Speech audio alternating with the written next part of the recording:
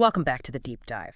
Today, we're plunging into a world where the battle isn't just fought on, distant sands, but also in the quiet, often quite heartbreaking corners of homes thousands of miles away. Yeah, it's a really stark contrast. It is, isn't it? Yeah. A soldier facing, say, an ambush in Helmand province while their partner back home is battling a broken dishwasher and just crushing loneliness. It's a contrast that War Torn, the novel by Andy McNab and Kim Jordan, brings into really sharp, almost brutal focus. I mean, it's fiction, sure, Right. but it gives you this incredibly raw and insightful look into the sort of intertwined realities of military life, both on the front line and, in the homes left behind. It doesn't just tell a story, it kind of makes you feel the weight of every choice, every separation. Absolutely. So our mission today really is to unpack the insights from these dual narratives. We're looking at how separation trauma and that relentless quest for connection don't just shape the characters, but fundamentally change them. It reveals the often unseen costs of conflict. It's not just about what happens, but what it tells us about people under, extreme pressure. Exactly what it reveals. So let's jump right into the thick of it. The opening of War Torn, it doesn't really ease you in, does it? Not at all. It immediately throws one platoon. They've just arrived at FOB Senziri. That's a forward operating base straight into an ambush.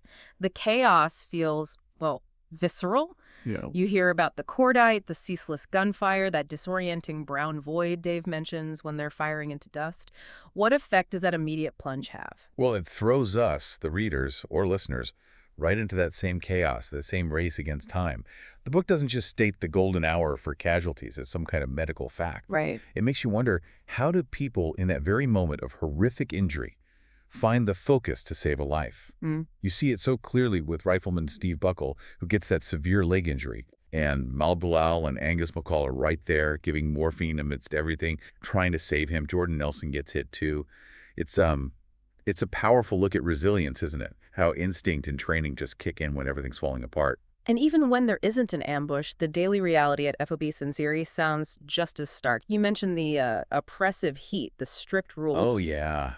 Shaving every 3 or 4 days, 3-minute showers only every other day, trying to down 9 liters of water daily. 9 liters. 9 liters.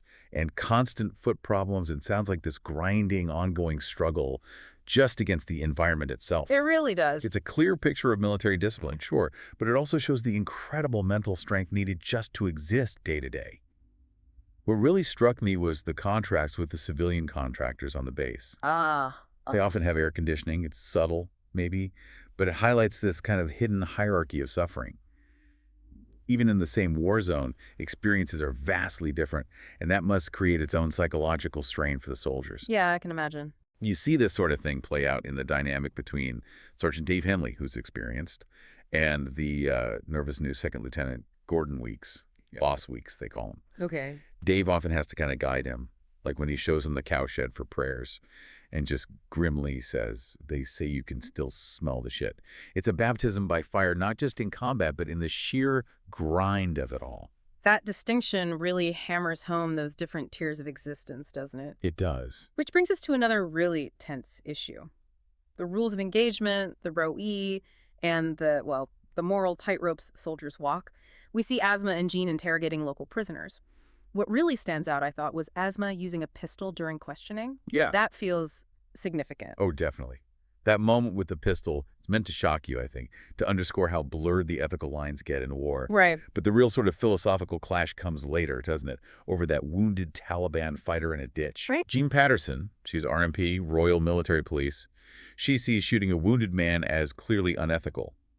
But for Dave's soldiers, it's about immediate danger. It's about survival right now. The ROE, they call it Card Alpha, basically says engage only an armed enemy. The book doesn't give easy answers here. It shows you the impossible choices commanders like Dave face. This man's got information, we want it, versus the kind of ingrained morality from back home. It forces you to confront that ethical fog of war where the rules get pretty fluid when lives are on the line. You really get a sense of the immense pressure they're under. Constant pressure. And under that kind of pressure, how do they cope? The novel shows a whole range of coping mechanisms, and some are pretty surprising. There's that rumor about Emily the sex grenade, started by the Marines, becomes a running joke. Yeah, that one travels. Then there's Finn, the platoon bookie, taking bets on, new recruit's hair color? Or Martin's survival odds? Even that, yeah. Mal Bilal seems obsessed with women. Angus McCall initially freezes up in combat, then later reveals his dad wasn't a war hero, he was a cook. And Dave himself tries to keep morale up by cooking for the lads. It's pretty remarkable, isn't it? Mhm. How even with death literally around the corner, they create this whole sort of mini economy of betting and rumors. It's not just dark humor, though. I think it reveals a deep psychological need to assert some kind of control, however small, over a world that's totally out of their control. That makes sense. They turn random chance into something they can, predict or influence.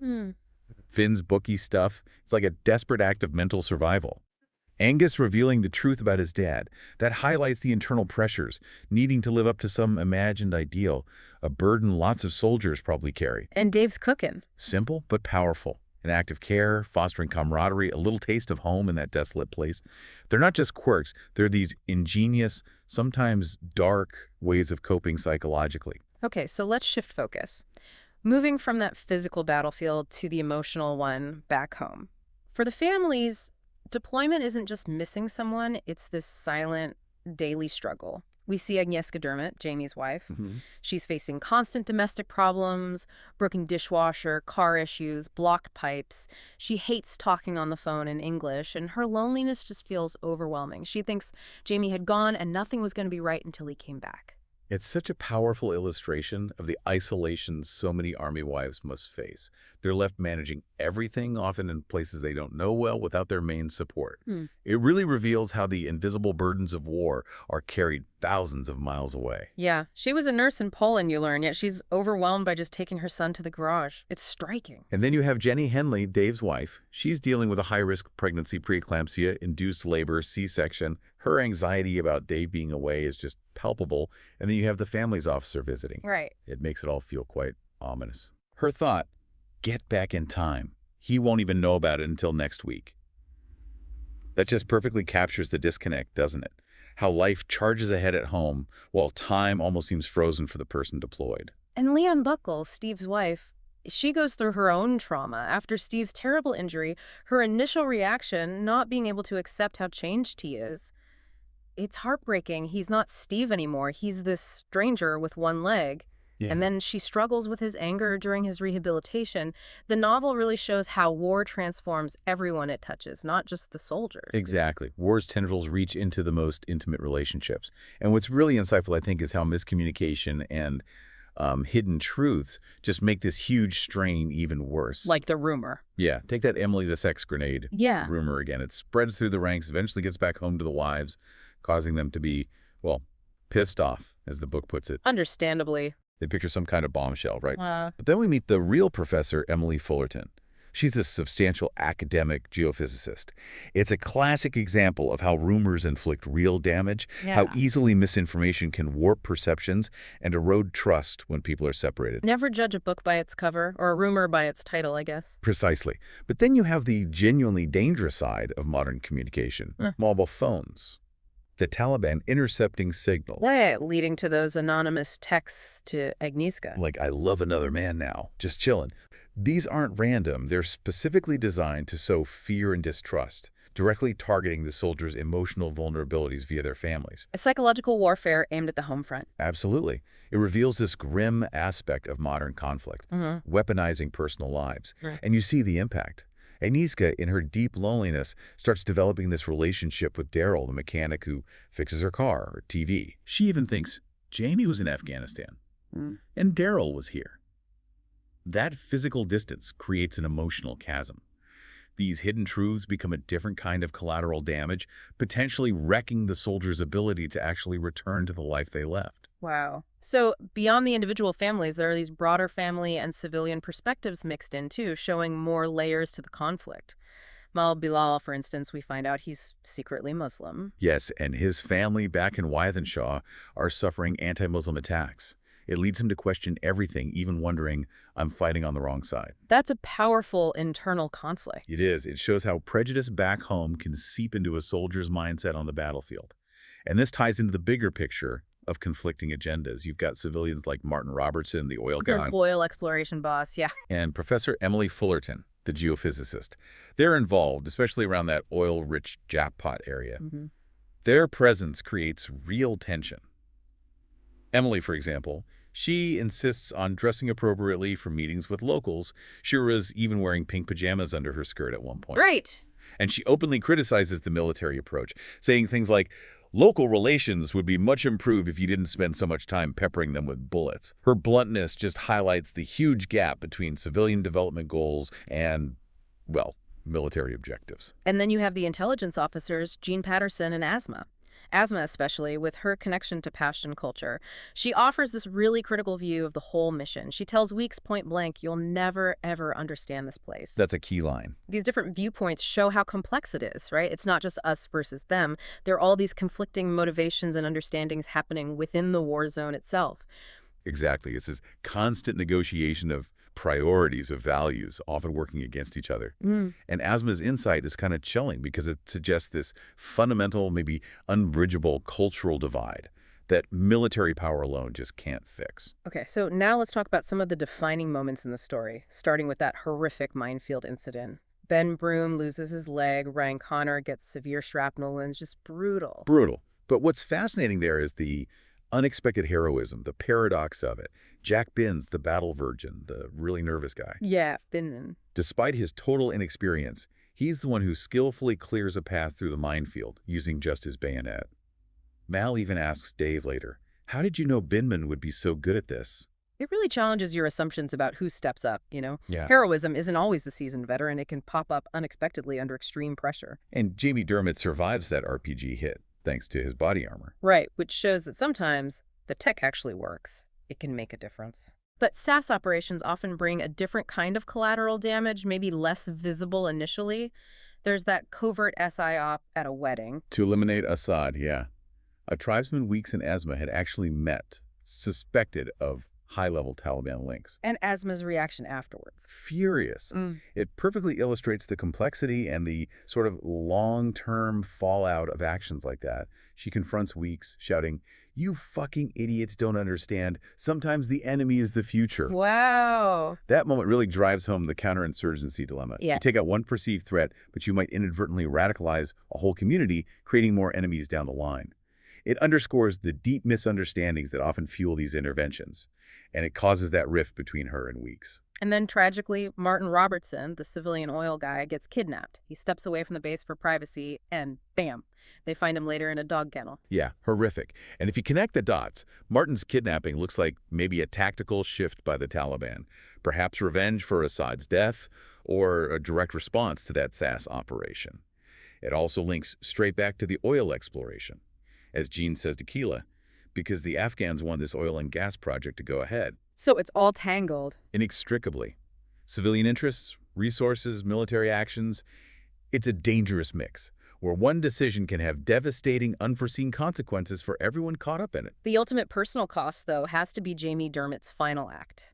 He takes a fatal RPG hit while trying to help a comrade during Martin's rescue mission.